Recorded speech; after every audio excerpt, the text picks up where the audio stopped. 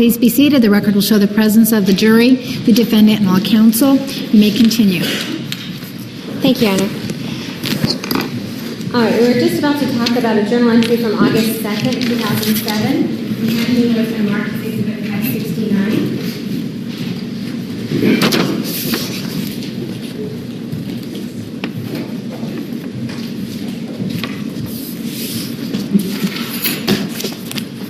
Did you review this journal article prior to today?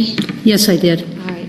And can you give us the context or the impression that you get after reviewing the article from August 2nd, 2007? That Miss Arias greatly loves Mr. Alexander, and that what she's relying on is the potential that she saw in him from the beginning, that his potential for greatness is there, and that she's sort of looking at that potential and hanging on to that as what could be present. So she's hoping that that's going to be true because she loves him, and she wishes she didn't love him, but that she does. Does this speak at all to hopefulness? It certainly does. And did we talk about hopefulness in the beginning when you were talking about your continuum? Yes, we did. So when she's talking in this particular journal entry on August 2nd, is she talking about the hope of seeing something better? She's absolutely talking about that, and she's doing what lots of people do, which is looking back at the very beginning of a relationship and seeing all the good things that happen, because a lot of good things happen at the beginning of relationships, and she's seeing that that's possible and feeling like it's going to be possible in the future. Okay. Also in August of 2007, are you aware of when Miss Arias saw or caught Mr. Alexander making out with another woman? Yes. Can you tell us what you know of that? She walked in, I believe, and saw him on the couch with another woman, and she left. Okay. She immediately left his house? I believe she did. All right. Now, at the time in August of 2007, they had, as you put, allegedly broken up, right? Right. But based on your reading of her journal entries and reading really of the entire information with regard to this entire case, were they still carrying on with the relationship? They were still carrying on as if they had a relationship, yes. All right. So what happens after she leaves? Does she talk to him about it the next day? She goes, she talks to him the next day. He gets very upset. He says he wants to F him. Judge, may we approach? May. Okay. Ms. LaViolette. We were talking about what happens when she comes back the next day and how upset Mr. Alexander got. And when he got upset, did he threaten to commit suicide? I'm not certain that he threatened to commit suicide at that point. I think he was disgusted with himself, and he made comments about that. Okay. Well, and that's how I don't want to misword it. So he was upset based on the things that he was doing and how he was acting. Did Miss Arias explain to you that he seemed upset with himself? He was very upset with himself. All right. And you were saying that, and what is it that, so he wasn't threatening to commit suicide. What was he saying then? Objection, hearsay. Rephrase. Was he talking about wanting to hurt himself? He was, I believe, hitting his head in the wall. Okay. All right. And was he hitting his head up against a door, banging it? Yes. Repeatedly? Yes. All right. And did Miss Arias see this? Yes. Okay. And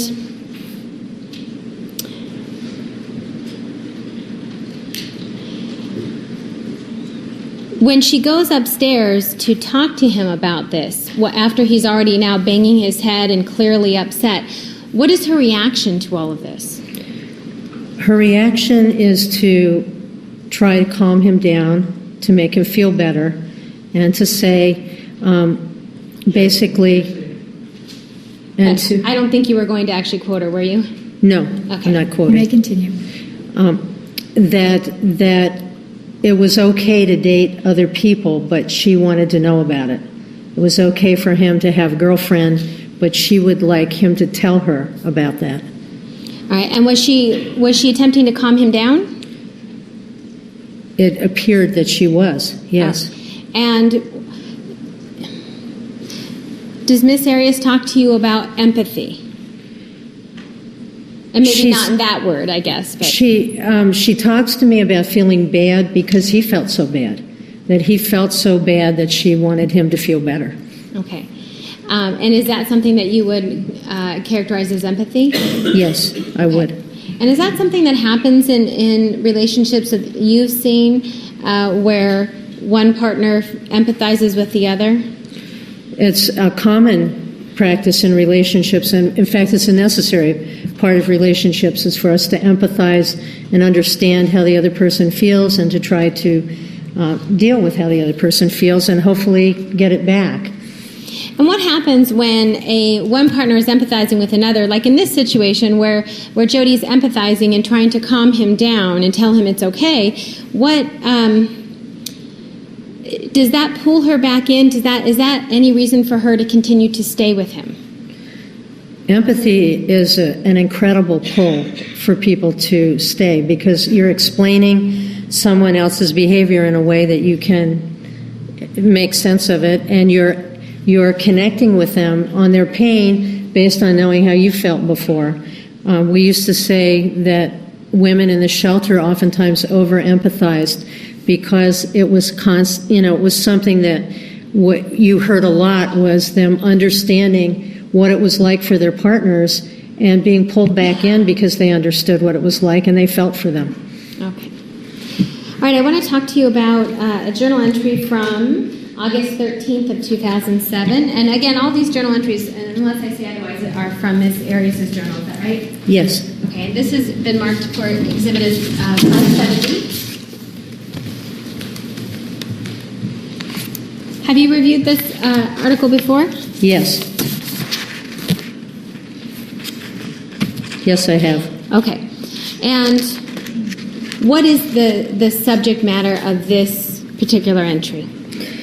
The subject matter is the suspicion, basically the suspicion of him when he acts kind, that she's starting to suspect, feel suspicious when he acts kind to her because the behavior that's happening is more harsh and cruel and critical and mean, and that what once was not common is now common. So that what she's seeing is that this behavior that was very unusual is becoming much more commonplace in the relationship. And did she start out by saying that she received a nice text message from him? Yes. And is that what, when she's talking about something that he did that was nice, is that something that has become uncommon? Yes, that sort of triggered the other thoughts. Okay. And is this, and she's,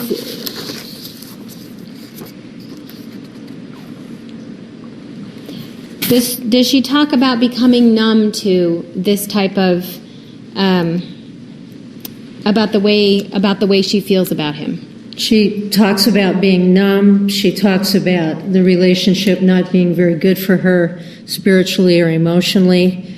And she talks about the warning signs that she sees in the relationship as being basically big warning signs saying wrong way. All right, and so even though she sees these warning signs and she's able to recognize that this relationship at this point is becoming not good for her emotionally or spiritually, is she ready to leave? Does she talk about that? She's not ready to leave. She says that even though she thinks it's not going in the right direction, she thinks about the way things were. And the way things were pretty great for her, and she wants that back. And so that's where she is. Okay. She's not ready to leave. All right. And is that something in your practice, do you find that happens with women who ultimately are in abusive relationships where they may understand that this isn't good for them, but they're just not ready to do anything about it? Yes, it's a common thing. You don't usually see people just leave a relationship and stay gone. They oftentimes will leave multiple times, or they won't even threaten to leave. They'll stay until they get to a place where something happens that they can't explain to themselves anymore, they don't understand anymore, or where they believe somebody really wants them to hurt or really has an ill intention to them. And that's different for everybody that I've worked with. It's just a different thing. Every human being's different about what the bottom lines for them are. And at this point in time, we're talking about August, the middle of August of 2007, so she would have spent about a year, almost a year with him. Is that about right, if they met in September of 2006? Yes. So over that year, in your review of things, they've certainly had some really good times, right? Yes, they have. And when a relationship experiences that, the really good times, and she's talking in this journal entry about wanting those good times back. Is that something that is bonding? Is that something that tends to keep people in the relationship? Actually, It's called intermittent reinforcement or variable interval reinforcement. It's an old psych terminology, and it's basically that the hardest behavior to change is behavior that's rewarded in an inconsistent way. So that if, for instance, you know that every 3 times you press a bar, you're going to get a piece of candy, then you press it 3 times. But if you don't know when the candy's coming, you just keep pressing it because you think the candy's going to come sometime. Because it comes maybe the 10th time, and it comes maybe the 6th time, and maybe it comes the 20th time. And so you can actually have longer periods of time where people are still hoping that they're going to be reinforced or rewarded for doing the right thing. So in that sense, then, women who stay in these types of abusive relationships are basically pushing that bar over and over again, hoping to get the reward back from their partner? Yes. All right. So, and what about the timing of this? This is August 13th of 2007, and she moved back to, or she not back, she didn't live in Mesa, but she moved to Mesa just in July. Is there anything that is important to you about the timing of when this, of how she is seeing these more harsh and cruel words coming from him? Well, they didn't live in the same state for almost a year. And there seems to be an escalation, or what she's talking about is a gradual escalation from things being, okay or not, the harsh and critical and the put-downs not being regular, to all of a sudden they're regular. And she's only been living in the same town for about a month. And so you said escalation. What do you mean? Well, it seems that things are gradually getting worse, is what I mean. Okay. All right. Let's talk about a journal entry from August 17th. I'm handing you what's been marked as Exhibit 571. And have you reviewed this prior to today? Yes. Okay. So on August 17th, Can you give us the summary of the subject matter of what she's writing about? Actually, she's writing about a sexual experience that they have, and talking about a compliment that she was given by Mr. Alexander. Okay. And the sexual experience that they have, did you also speak to Jodi about this in conjunction with reviewing the article? Yes, I did. And so do you know what the sexual experience it is? Yes, it's the first time they have consensual vaginal sex. Okay. And when she's talking about a compliment that Mr. Alexander gives her? Yes. And is it just particular to her body? It is. It's talking about her body being built for sex. Okay, I'm sorry, you said what? That her body is built for sex, and that she takes that as quite a compliment because he thinks she's sexy. Okay. And does she also then talk about after this sexual contact, does he leave?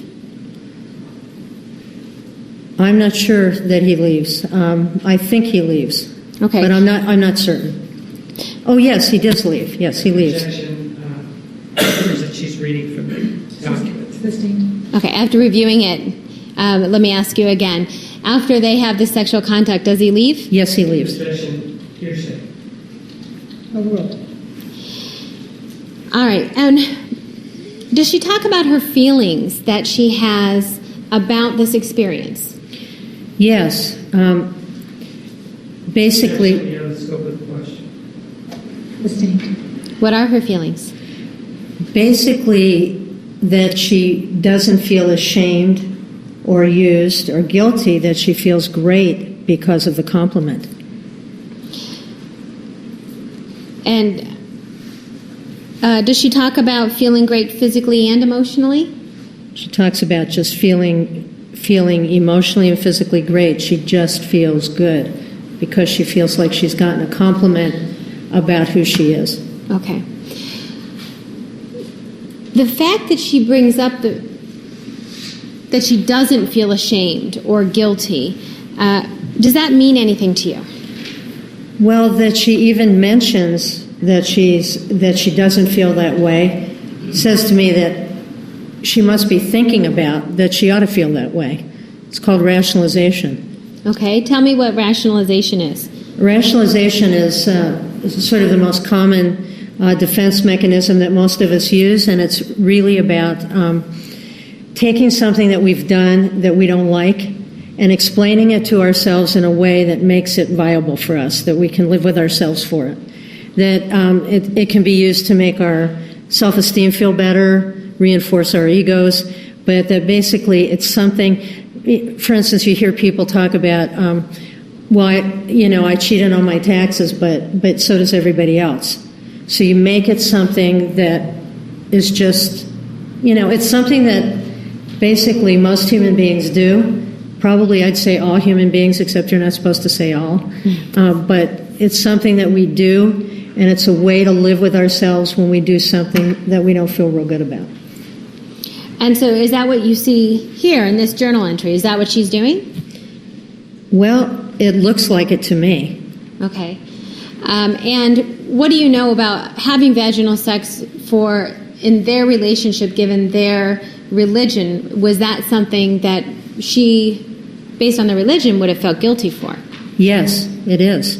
Because that was the area that she set limits with. That was the area that she knew was the greatest sin. And that was the thing that she just did. So she's culpable. Yeah. What do you mean by culpable?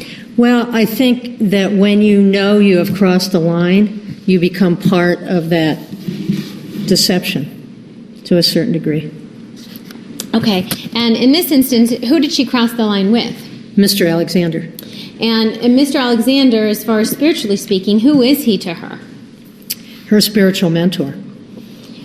So does that give her any ability to, when you talk about her being culpable, then she is wrapped up in something that they did that's considered a sin, right? What I'm talking about is that she, I would think, probably feels culpable, not that because she has now participated in the sin that is the biggest sin in terms of chastity, that they are now bound up in this basic lie together.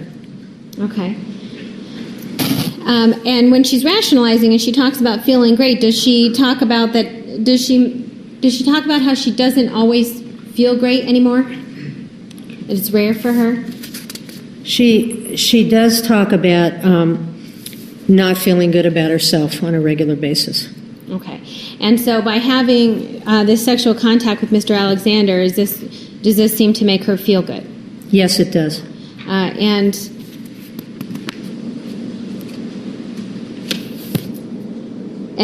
in this particular journal entry, is that based on the compliment and how he treated her at the time? Yes. Okay.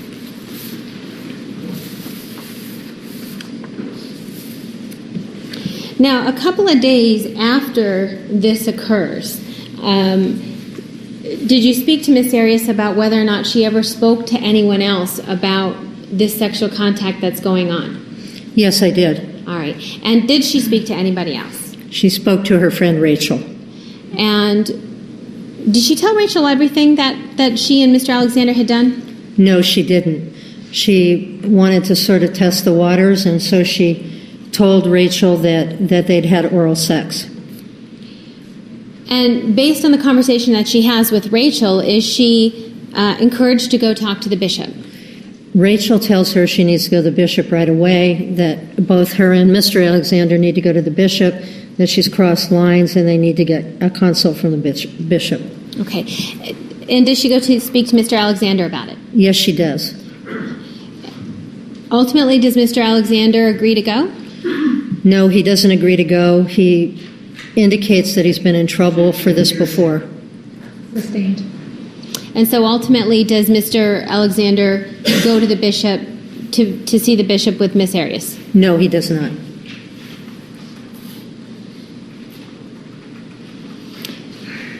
Does that do anything with regard to the fact of, you were talking a few minutes ago about culpable and being wrapped up in this, basically this lie or this deception of what they're doing.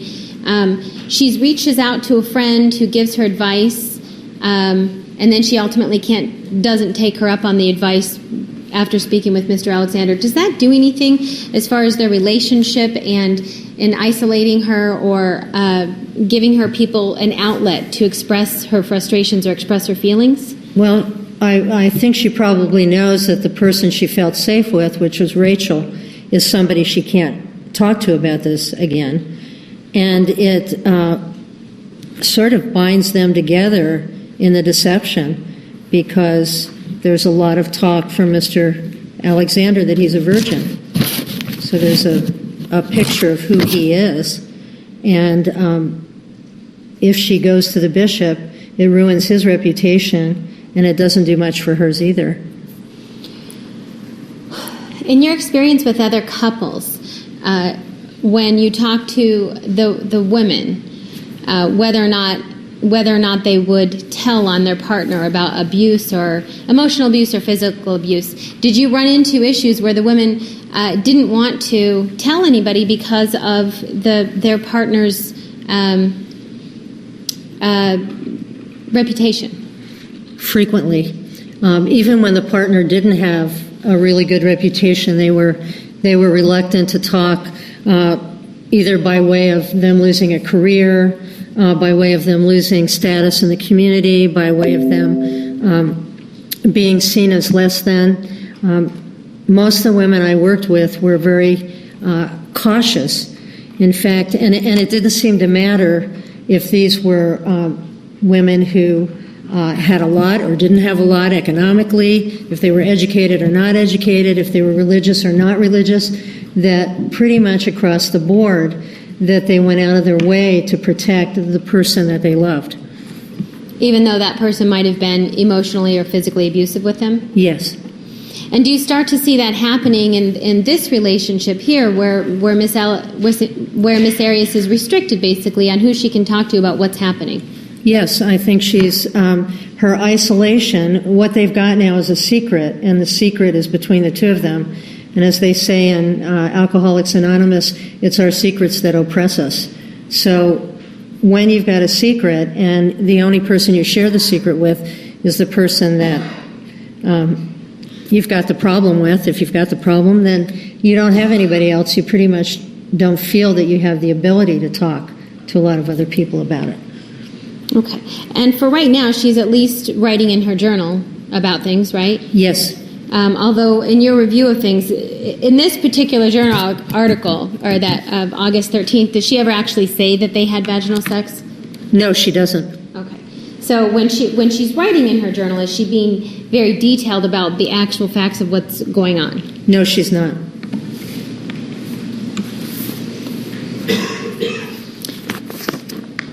All right, I want to talk to you about a journal entry from August 26, 2007, and this is in evidence. It's Exhibit 510. And in the beginning, she writes that she's glad that nobody else reads this journal, right? Because she loves Travis Alexander. Yes. And with regard to this particular journal, does she talk about how she loves him, but then that it's not always what she wishes? Yes. Clearly she talks about having two very separate experiences with him, and one that he makes her sick and one that he makes her happy, one that he makes her sad, one that he makes her miserable, one where she feels uplifted, one where she feels and feels beautiful. So she's back and forth. She's got the best and the worst, is what it seems like. All right. And then does she talk about that does she say that all in all, I shouldn't be wording it as if he makes me feel those things, right? Yes, that's part of the laws of attraction.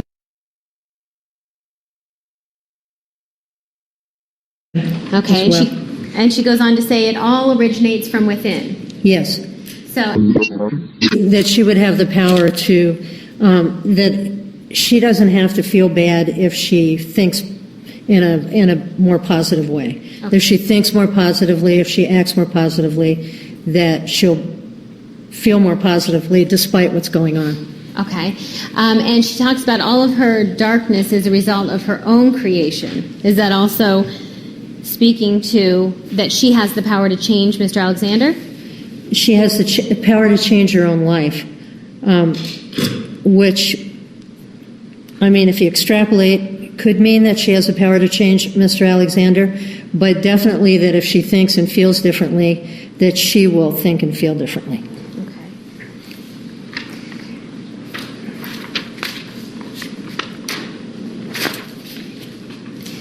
And then from going to talking about how much she loves him, does she also talk about how sad she is?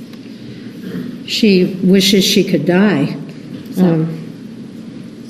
So yes, she's feeling very bad, and I think that's, you know, the back and forth of feeling like she has a relationship that's very important to her, that she cares about, that she wants to work out, and on the other side she feels terrible, and she can't really reconcile those two things very easily. Okay.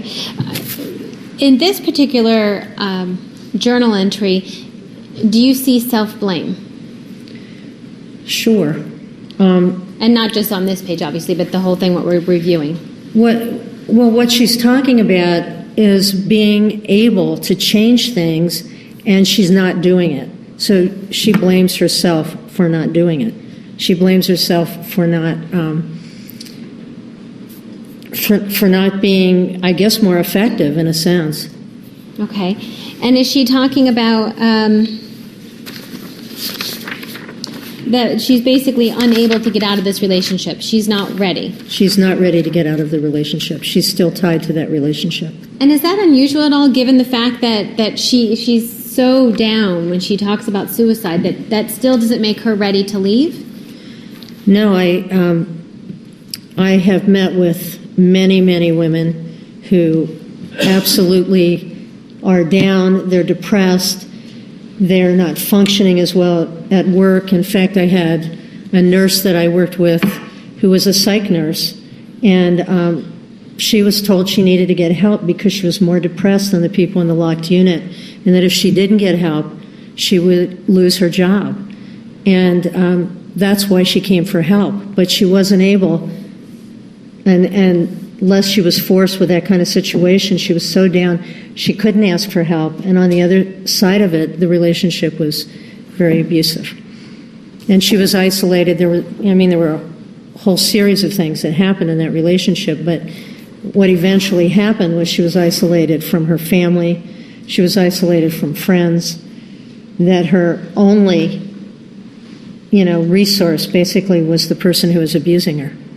All right. So even when people feel that down, or like this journal entry talking about suicide, that, in your experience, has not been a reason to ultimately get the woman to leave the relationship? No. It depends, but okay.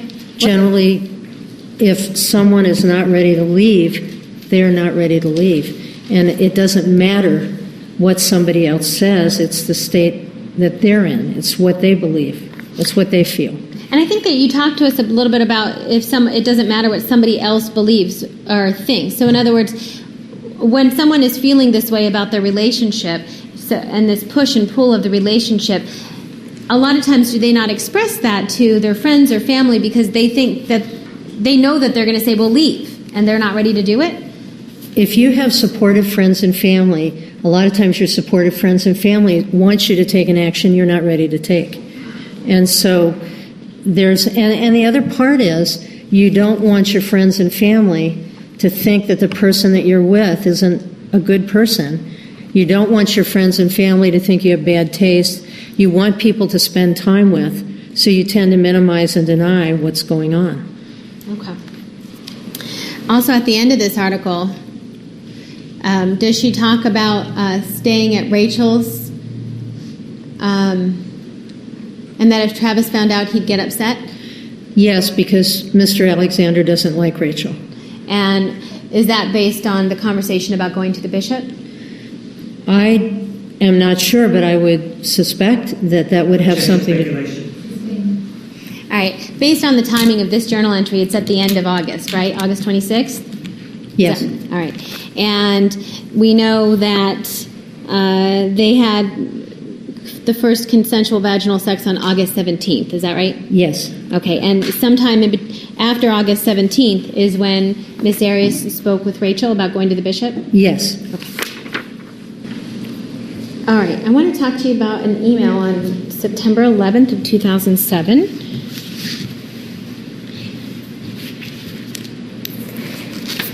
May I approach? I'm handing you what's been marked as Exhibit 572.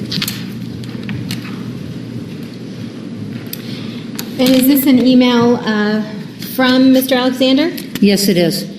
And is this to a woman named Matilda Edvinson? Yes, it is. All right. And the subject matter of this email, what is it? About pictures that he would like her to send him. Okay. And these pictures, are they for business, or can you get a sense from reading the email what the pictures are for? He wants to drool over them all day. Objection. Sustained. They are sexy pictures, not naked pictures. Okay. And do you have a copy of the pictures that she sends? Yes, I do. All right. And this is sent September 11th, 2007, right? Yes. And at that time, based on what you know about the case, obviously Mr. Alexander was in an alleged relationship, allegedly broken up, but still carrying on a relationship with Miss Arias, right? Yes. And at this time, was he also in a relationship with someone named Lisa Andrews? Yes, he was. And so based on this email to another woman, is there anything significant about it to you? Well, that he's able to manage not being truthful to several women at a time. Objection. Speculation. In speaking with Miss Arias, did she have any idea that he was emailing other women, asking for pictures of them? Not that I'm aware of, no.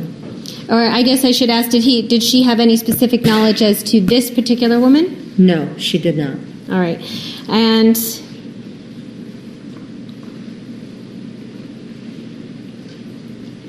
what else about this email is important, if anything?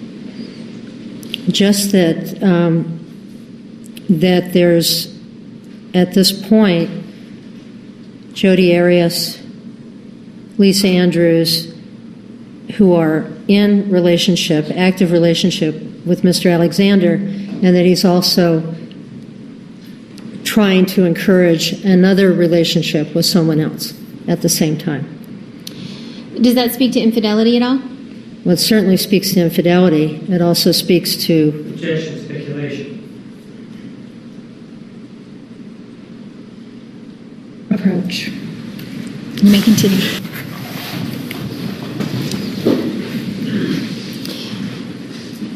All right. So, with regard to infidelity, when somebody is chronically, and I'm not speaking of Mr. Alexander, but when somebody is chronically, when there's chronic infidelity, is that a form of abuse? That's Objection. Relevance. Overruled. It's considered a form of psychological abuse if someone is chronically unfaithful. Okay. And it's psychological abuse, you said? Yes, Why is that? because the partner who's involved in that situation is living in fear of relationship ending, is generally not getting the same amount of attention as they did. They may be dealing with the guilt of the person who's chronically unfaithful. And what we've seen with people who are guilty in a chronic way is that guilt can light the fuse to anger. What do you mean by that? If you feel guilty, and this is what I've seen over the years with a number of the men in my group, that when they feel guilty and they're faced with looking at the pain in somebody's eyes or the reaction of their partner, that they get angry because it doesn't feel good to feel guilty. And so if I'm externalizing the blame, I'm going to blame you for making me feel guilty. And I hear that sort of over and over again, which is, you've got me on a guilt trip. And what I will ask them is, are they still doing the things they feel guilty about? And most often they say yes. And I say, well, to get off the guilt trip, you have to stop doing what you feel guilty about. It's not that other person, although they can trigger it. It's that you continue to do the things you feel guilty about. And so when feeling guilty, you say triggers anger, is that, do you tend to see escalation in either psychological, emotional, or physical abuse? Yes, you can. Okay. All right. I want to talk to you about September 13th, which is a journal entry. And I'm going to show you from the actual journal, which is exhibit number 242.001. This is from September 13th of 2007. Can you review that for a moment? Or do you need to review that? I haven't seen this. So. Oh, did you lose the page? Oh, it's marked, I think. With the black. Okay. Not with the blue. It's. September 13th you have? Oh, okay. I think there's a black ribbon that goes through the all right. diary. This is September 9th. Okay, so go forward. I'm looking for September 13th. All right. All right. And it's a journal entry where they talk about going to have a supai, where Miss Arias talks about going to have a supai. Do you need to review that for a second?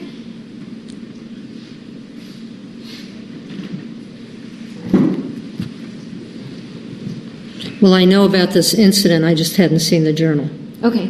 itself. You've seen a photocopy of it, you mean? Yes. Okay. Do you need to review it anymore, or are you good? I think I'm pretty good. Depends on how detailed you get. All right. Well, let us know if you need to look at it. Okay. All right. So this particular journal entry on September 13th, are you aware of a trip that Jodi takes with Mr. Alexander and Daniel and Desiree Freeman? Yes. All right. And is it the four of them on this trip? Yes, it is.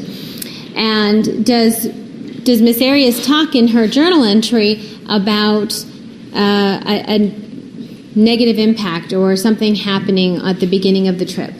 She says that basically.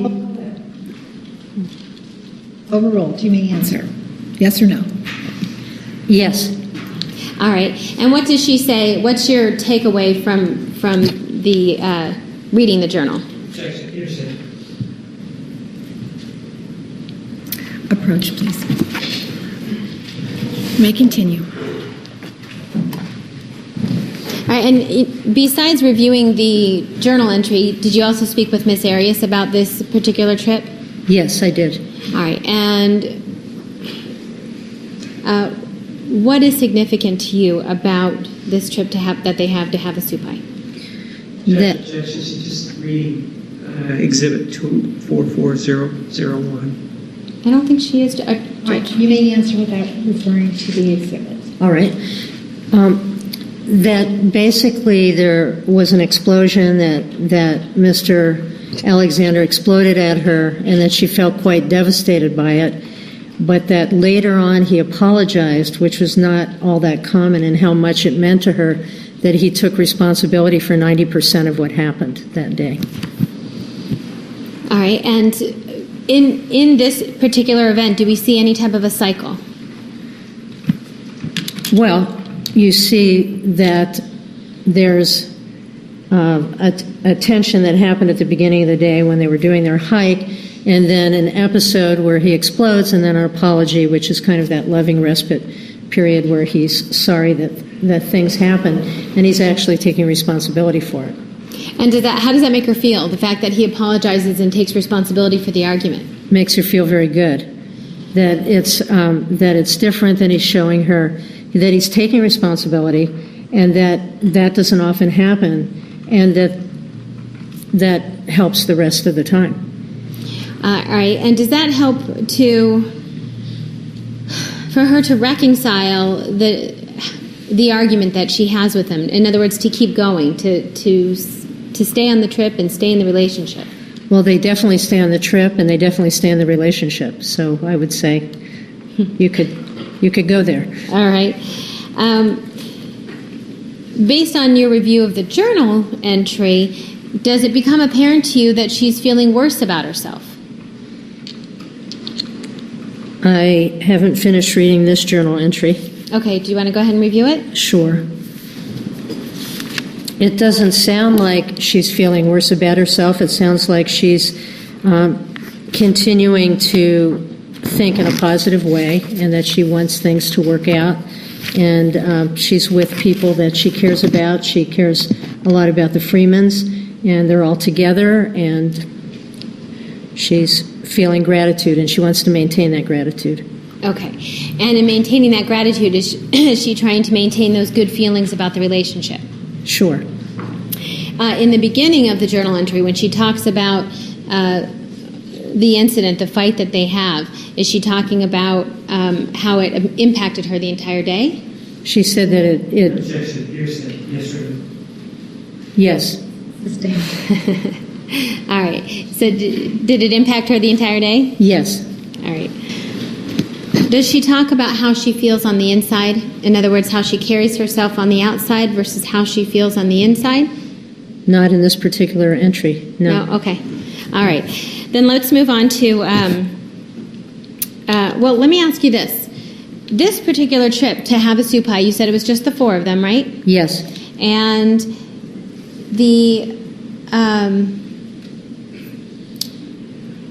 do you learn anything about Mr. Alexander's behavior from reading an interview with Desiree Freeman?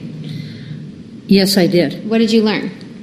She describes Mr. Alexander as clingy with Miss Arias during this trip. Okay. And during this trip in September of 2007, are you also aware that he is in a relationship with Lisa Andrews at this time? Yes, I am. Okay. Let's talk about September 23rd.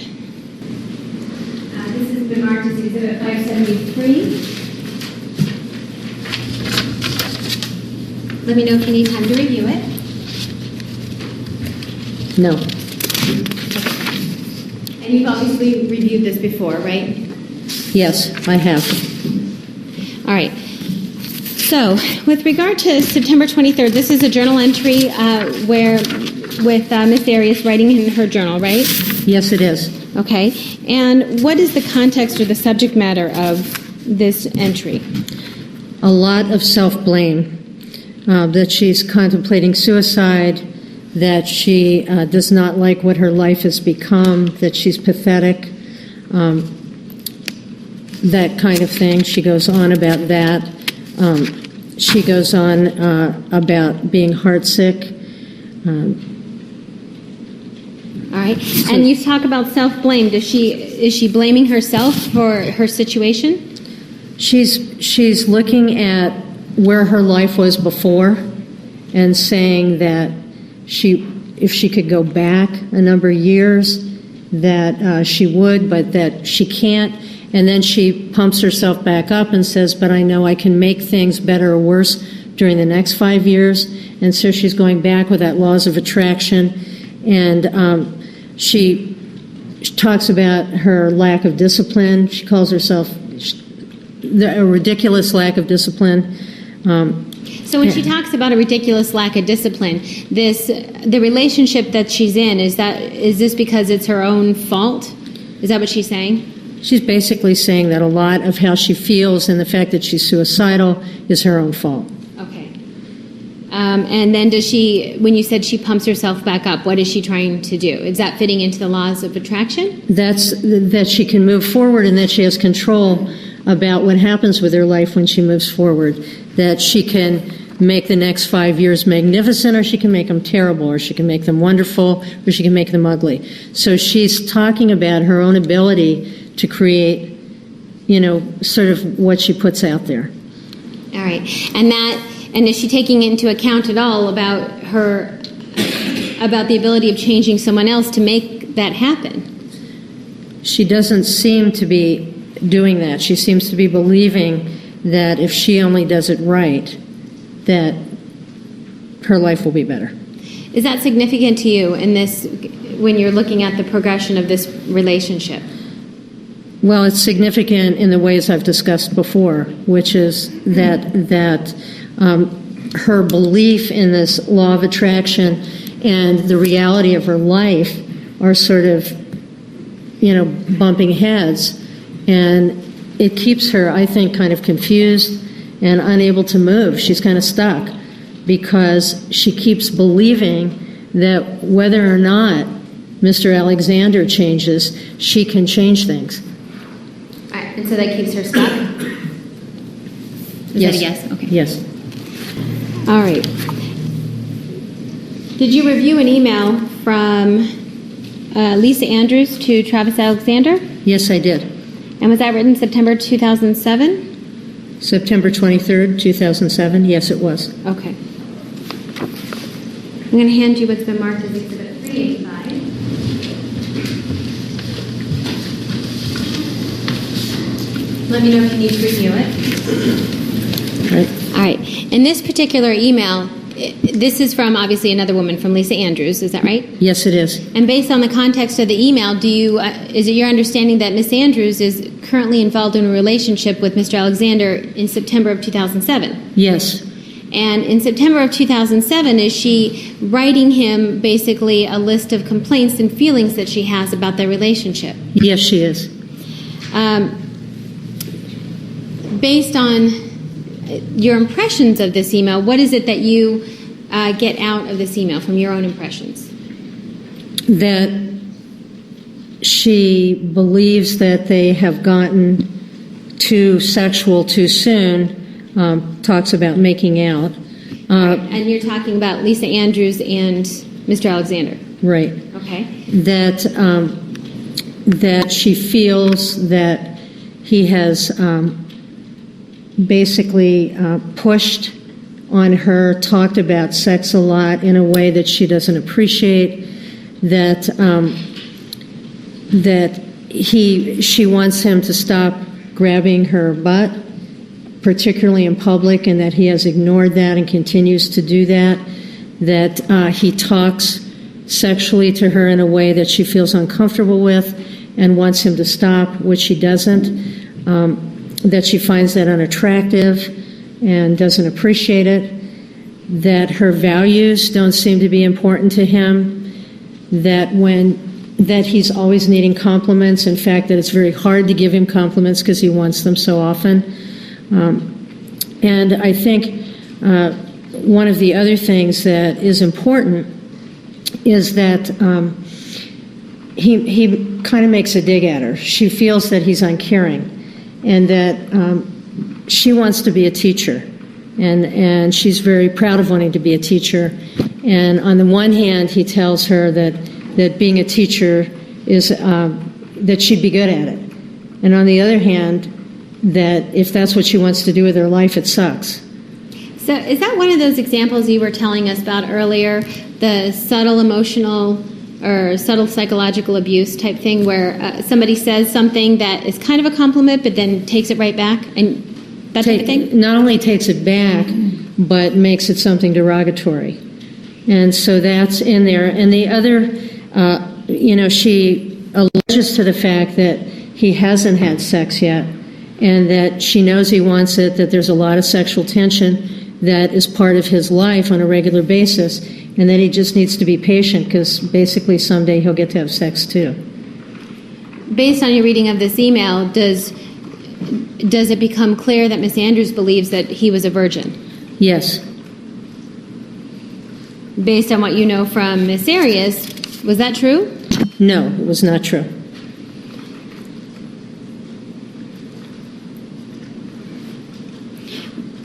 In your review of other documents on the case, did you learn what the age difference was between Miss Andrews and Mr. Alexander? There was a 10, almost 11-year age difference between the two of them. All right.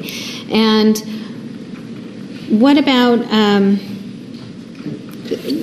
this email then is important to you with regard to Jodi and Mr. Alexander's relationship?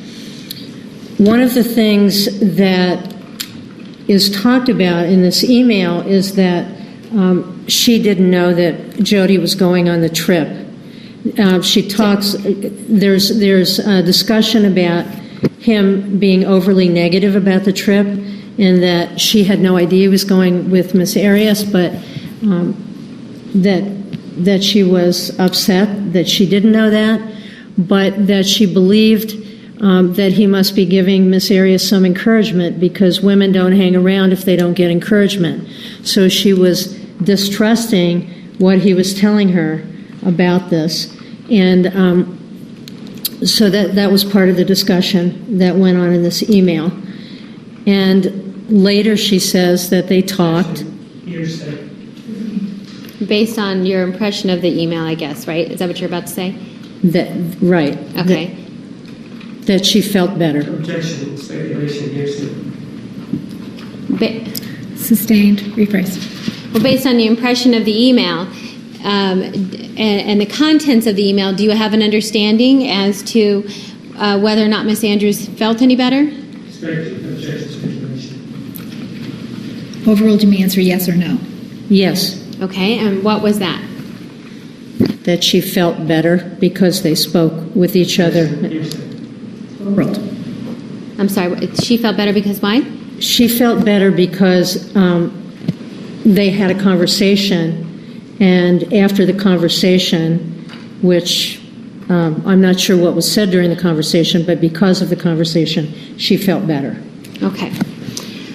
Do you see any patterns of behavior emerging between the way that Mr. Alexander treated Miss Arias versus the way that Mr. Alexander and Miss Andrews, their similarities in their relationship?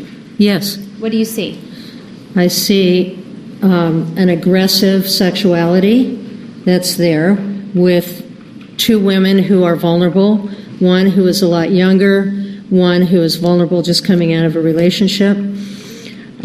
I see a possessiveness where he, in public is physically affectionate and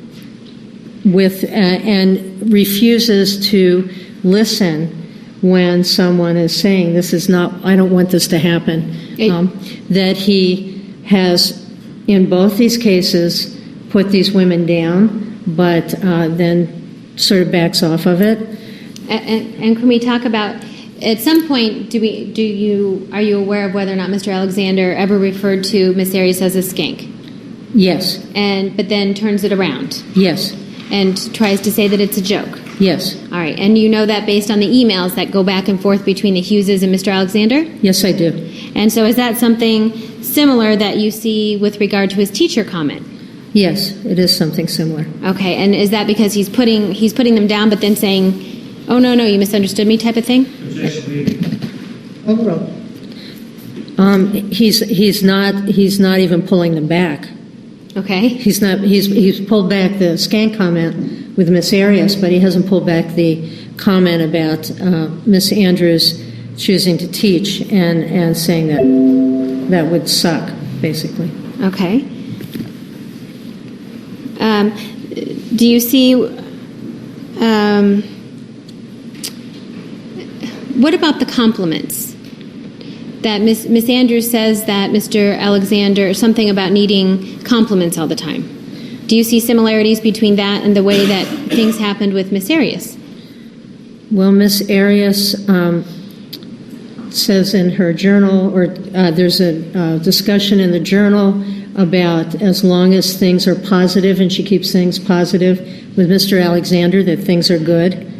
And there's a basic, it feels, my interpretation, a basic neediness from somebody who's asking for compliments all the time. And then the discussion with Miss Andrews is that he doesn't give them back, that he doesn't compliment her, but he wants them all the time, and it becomes very difficult for her to give him compliments. And incidentally, in your review of the case, are you aware of other women who have said the same thing, that Mr. Alexander is constantly in need of compliments from these other women? Yes. All right. What about, do you see any type of deception going on at this point? Yes, I see deception going on. What kind of deception?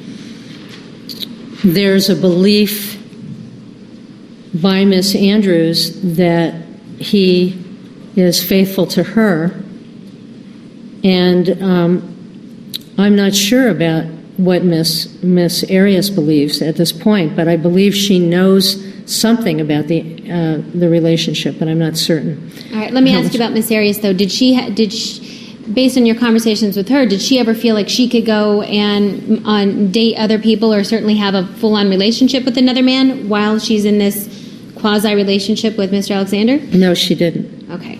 So the deception you see is from the fact that, with regard to Miss Andrews? I see deception in a lot of areas, that there's deception about being a virgin. So there's a belief in the community that he's a virgin. Miss Andrews is part of that community. There's a belief in the community that he's a virgin, and he perpetuates that belief.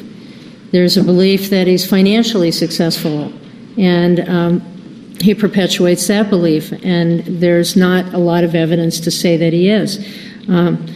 He's deceptive about what he's done sexually. So there's deception about who he is. There's deception about relationships with other women. So where he's emailing.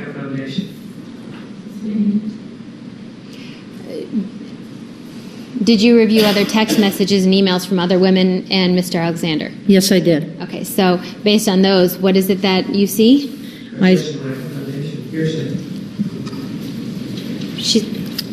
Approach, please. Ms. LaViolette, when you talk about deception with regard to deceiving other women, do you know who these women are, the names, I mean? I know the names of many of the women. Okay, go ahead, tell me what they are. Chriselle, Reagan, Nicole, Denise,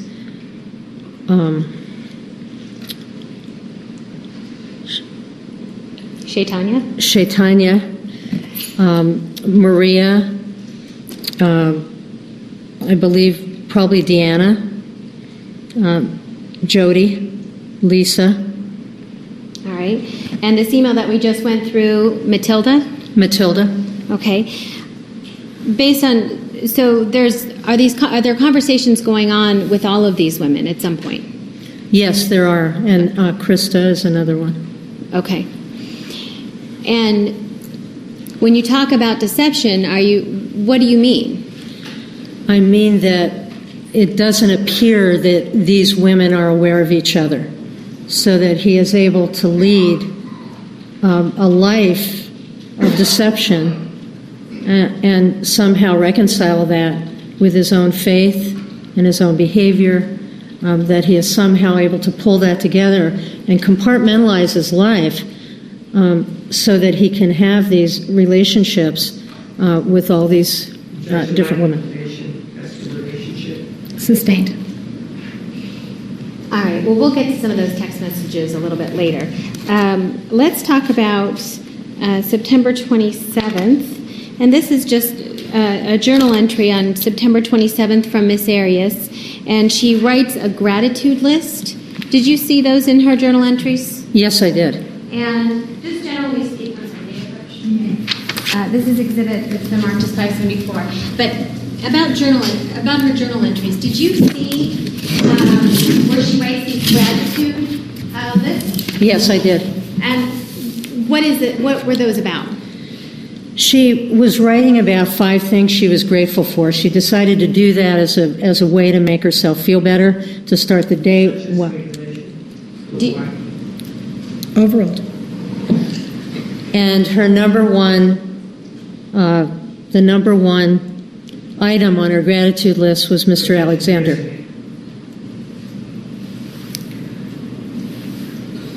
Sustained. All right. With regard to this journal entry, does she make a gratitude list? Yes, she does. And when she's talking about gratitude, she's being thankful for what she has in her life. Is that right? Yes, she is. All right. And does she put Travis Alexander on this list? Yes, she does. And where? Overruled.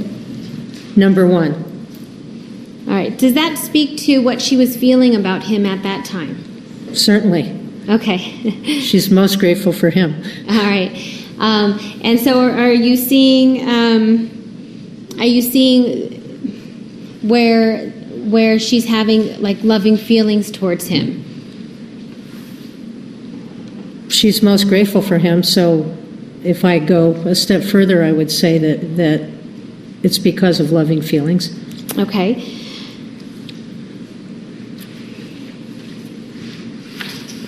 So when we're talking about their relationship in September of 2007, and I know we talked about this horrible fight in Havasu and things like that, ultimately, though, is she still having this struggle where there are some good days where she keeps hoping for and then bad days? Yes, there are absolutely good days and bad days. Okay. And is that important to you? It's important to me in that when somebody is looking at the good days and the bad days, until they get to a place where the bad days weigh more, even if they're about equal, the good days weigh more. And so you kind of put in perspective what you've got, and this perspective is, there's more good than bad in this relationship, and when we feel connected, I feel very connected, and so I'm still there. Okay. As part of your review of this case, did you review emails between Mr. Alexander and a person named Deanna Reed? Yes, I did. And was there ever any emails that you reviewed where Miss Reed was asking him to pay her back? Yes. Approach. Okay, 5-minute recess. Please go back to the jury room. We will call you back shortly. Please stand for the jury. Please be seated. The record will show the presence of the jury, the defendant, and counsel. You may continue. Thank you, Honor. Ms. Violet, did you review an email that was written October 3rd of 2007? I bet I did. Okay. Did you review an email that had to do with Mr. Alexander owing somebody money? Yes, I did. Okay. And that was besides the email that we've already discussed with Ms. Hughes, right? Excuse me? This was in addition to the email that we've already discussed regarding the money that he owed to Ms. Hughes. Yes, it is. Okay. All right. I want to talk to you about a journal entry on October 6th of 2007. It's been marked as 576. You ready? Yes. Okay. So on October 6th, this is a journal entry from Miss Arias, right, into her own journal? Yes, it is. Okay.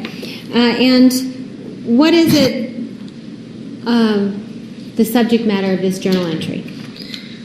She's, the subject matter is Deanna Reed and Travis's, Mr. Alexander's impression that she's become like Deanna Reed. Okay, I'm sorry, let me stop you there. So Okay. maybe let's back up a second. Okay. Based on your review of this case, do you know who Deanna Reed is? Deanna Reed was the woman who Mr. Alexander was in love with and had a relationship with for, I believe, 7 years. Okay. And was he still in contact with her while he was in a relationship with Miss Arias? Yes, he was. And was he still in contact with her when he was in a relationship with Miss Andrews? Yes, he was. And was he still in contact with her when these other women that you mentioned with regard to the text messages and emails that you reviewed, was he still in contact with Miss Reed as well? Yes, he was. All right. And based on your conversations with Miss Arias,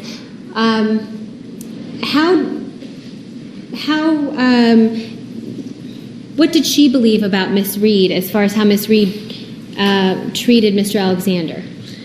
Objection, hearsay. Overruled. You may answer.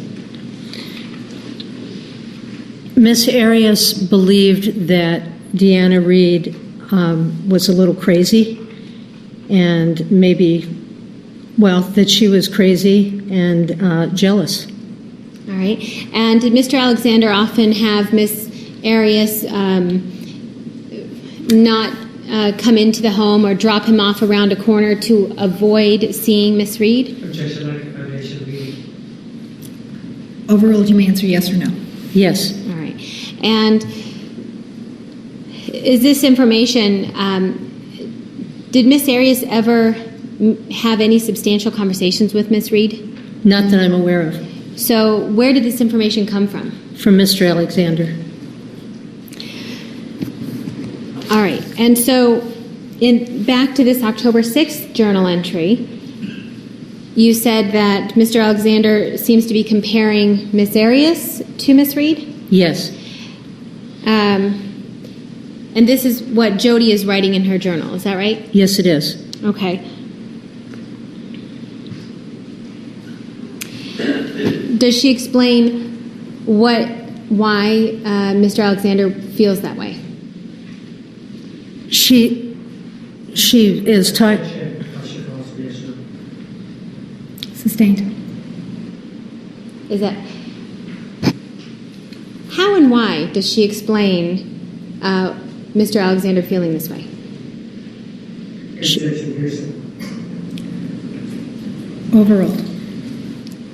She says that he believes that he has to hide relationships from her in the way he hid relationships from Miss Reed. Okay. And now we're in October of 2007, so they've had their official breakup in June, right? Yes. But have, in your review of the conversations that they have and the contact they have, does it appear like they're still having a relationship? Yes, it does. Okay. And what does Miss Arias think about being compared to Miss Reed? She thinks it's ridiculous that Okay. she's not like Miss Reed, and that he's delusional if he thinks that. Actually, on crack is, I think, the wording. All right. And in your review of her journal entries, you said that Miss Reed was characterized as being jealous. I believe that's what Miss Arias told me. Jealous, crazy, that she was a crazy, Okay. kind of crazy. All right. And in reviewing the journal entries, did you see any notions of jealousy coming from Jodi? No, I didn't. And did you see notions of jealousy coming from Mr. Alexander? Yes, I did.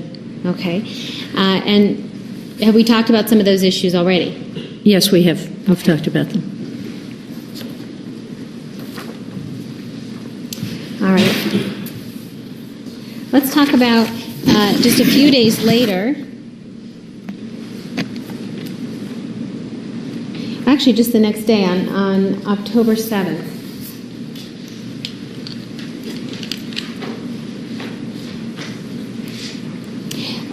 Are you aware, do you remember reading a journal article where, and I believe it's actually in the same exhibit, where she talks about motherhood? Yes. And what is the context, or what is your impression of her thoughts and feelings about motherhood? She is attending a talk on motherhood, and she's talking about the importance for her of being the matriarch in a family, of being a good mother, of being a good wife, and that this was a really, this was at the forefront of what she wanted in her life, to be a mother and a wife, and to be a spiritual matriarch in the family. All right. And in speaking with Miss Arias, is this something that, was she starting to feel like she wasn't going to get this from Mr. Alexander? Yes, she was feeling that way. Okay, and so by October of 2007, do we have her starting to feel like the relationship with Mr. Alexander is not going to end up in marriage? Well, that's back and forth, because although she says that, the behavior lends me to believe that there's still hope that that could happen. All right, so is she going through this learned hopefulness? I believe she is, yes. All right, so is she still, when you talk about this back and forth behavior, is that something that you see in your practice, this back and forth behavior between feeling like, okay, it can work, and then, oh, and it's not going to work? Absolutely, it's very common. All right, let's talk about October 13th, journal entry on October 13th, and this has been marked as Exhibit 577. And I believe around this time, are you aware of them taking a trip? Yes. All right, do you need to review that? I'm not reviewing the entire email, but I know the gist of the email. And when you say email, do you mean journal entry? I'm sorry, the journal. Okay. All right. So, where is it that they go on a trip in October? They go to a balloon festival in Albuquerque. All right. And during this time, are you aware that whether or not Mr. Alexander is still dating Lisa Andrews? I believe he is still dating. Based on your information that you reviewed in the case, are you do you have the understanding that they were still dating? I do. Okay. And yet it's Mr. Alexander who takes Jodi with him to this balloon festival, right? Yes. And we talked earlier about when they go on trips together and how it's very bonding for them. Do you see that type of bonding going on with this trip? Yes. There's talk about trying new foods, trying alligator. I forget what else they're trying. Frog's legs. They're trying new food, and that it's a good trip. All right. Is this you talked earlier about? I think it's called variable interval reinforcement. Yes. Is this something that you see here? Yes. Okay. Why? Because you never know when the good things are going to happen, but they happen, and they're good things. And so there's something to look forward to. There's something to believe. If I stick with this, I can have what I want. I can eventually have what I want. And so when you bond, when you take these trips, and when you share special things, and I think they do. I think in this relationship they do share special things. I think that's what keeps people in a relationship, is that they share special things, and those things are hard to give up. All right. And is this one of those special times that you see based on her journal entries? Yes. And in speaking with her as well, right? Yes. Okay. As part of your review, you also talked about other emails between Lisa Andrews and Mr. Alexander? Yes. And did you review one in October where Mr. Alexander is reassuring Lisa that issues have been dealt with? Yes. Tell us about that. I don't remember the exact date, but I remember that Objection, hearsay. Approach, please. You may continue.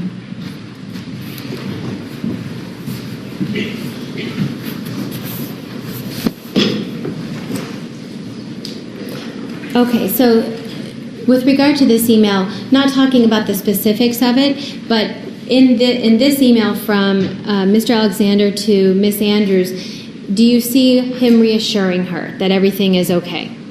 yes, and that he's dealt with Jodi. He's dealt with the Jodi issue. He said we talked about it. Sustained. Okay. That is stricken. The jury is directed to disregard the last response. It is stricken from the record.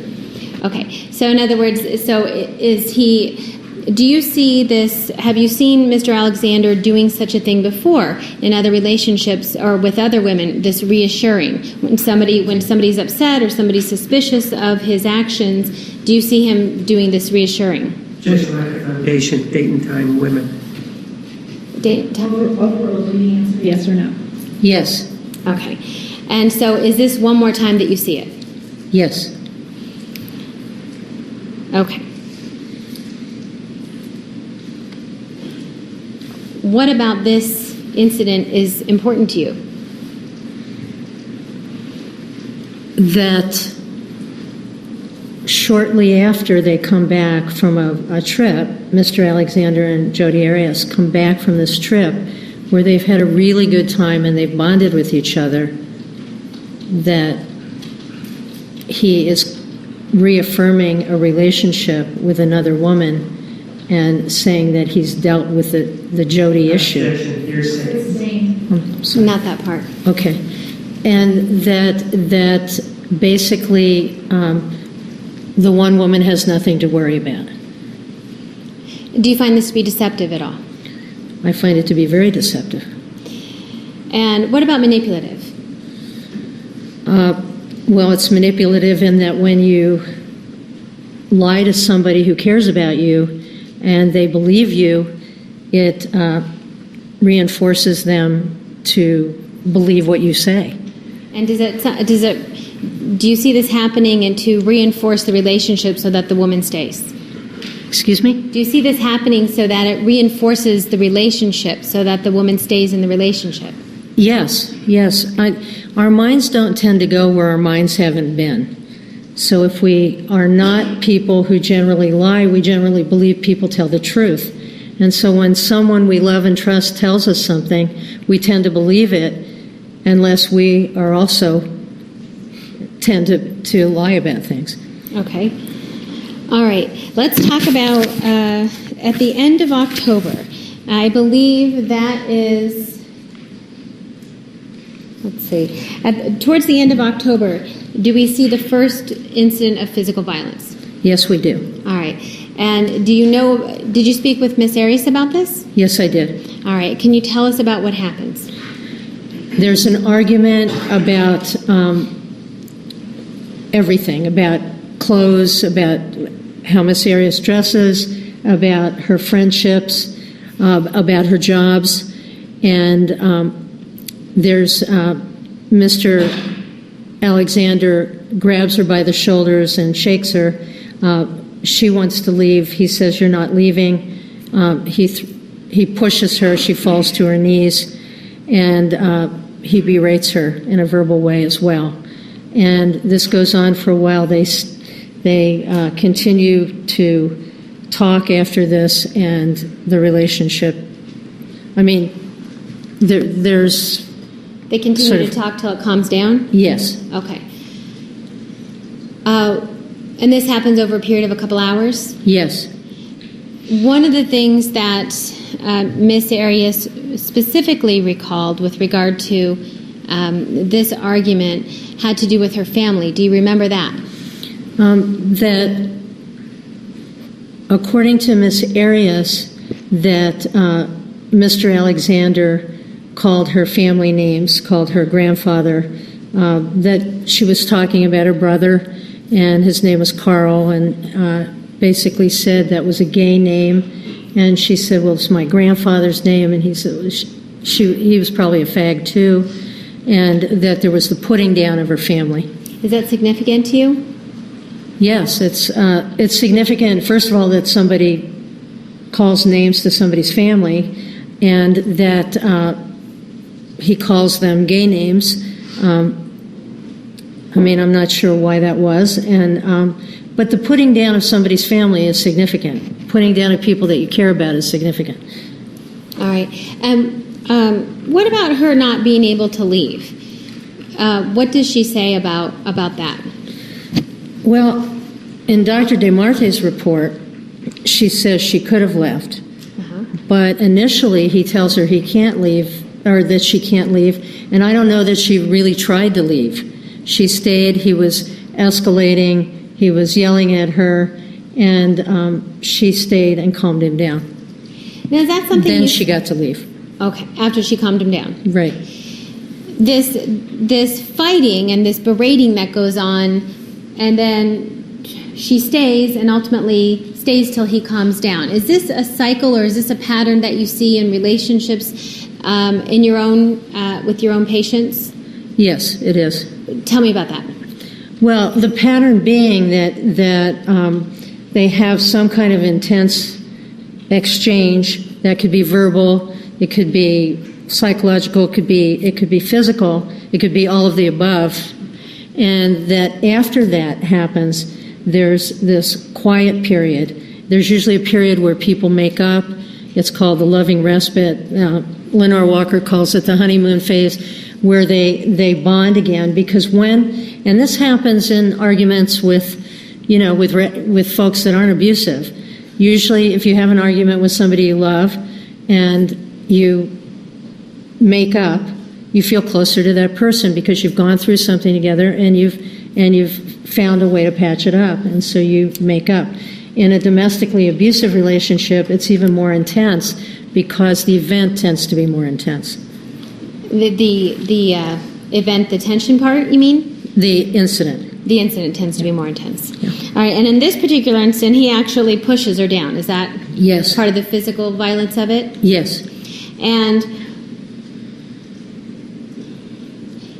we talked earlier about how sometimes women in these relationships don't feel like they have a choice. We talked about the power differential. I think we were talking about the Diamondbacks game, and it doesn't feel like a choice to make a choice, I guess. Is that something similar to this situation where ultimately she tried to fight her way out? Maybe she could have gotten out versus feeling like she didn't have a choice to leave with someone like that? It could be a situation like that. I mean, when someone physically restrains you, you usually don't have much of a choice. So it's not just a matter of feeling like you don't have a choice. It's more a reality that you don't have a choice. And at some point, she may have had a choice, and she didn't act out on that choice. And when somebody physically restrains you or is physically violent with you, do people tend to fear that if you do something that the person doesn't like, they might do it right again? Yes.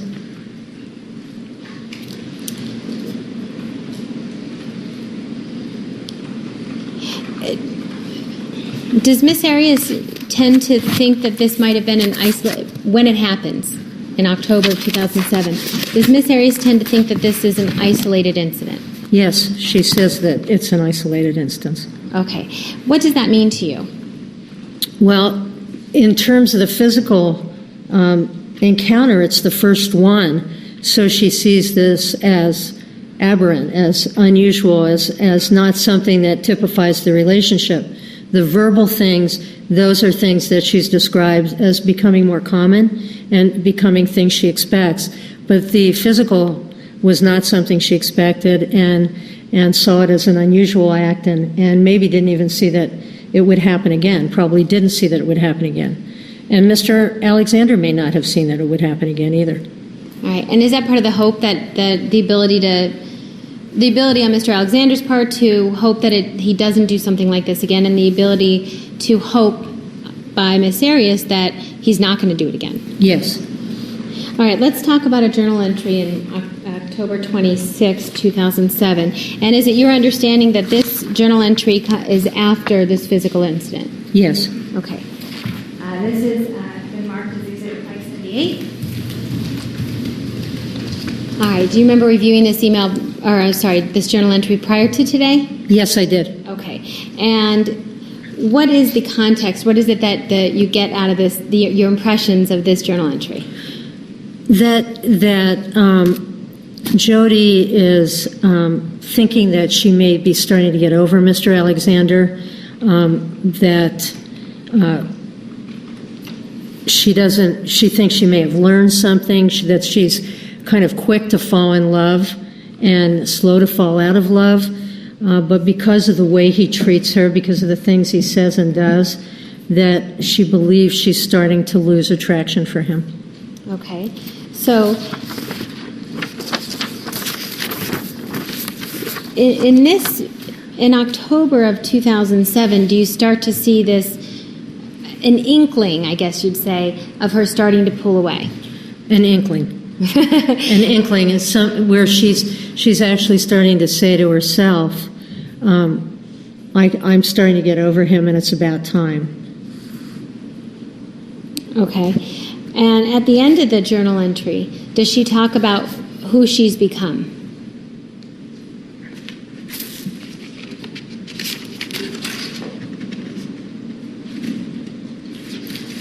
She talks about becoming a shadow of what she once was, that she saw herself as a much healthier, much more directed person. She doesn't say those words, but that she indicates now that she's not what she used to be and she's a shadow of what she once was, less than she once was.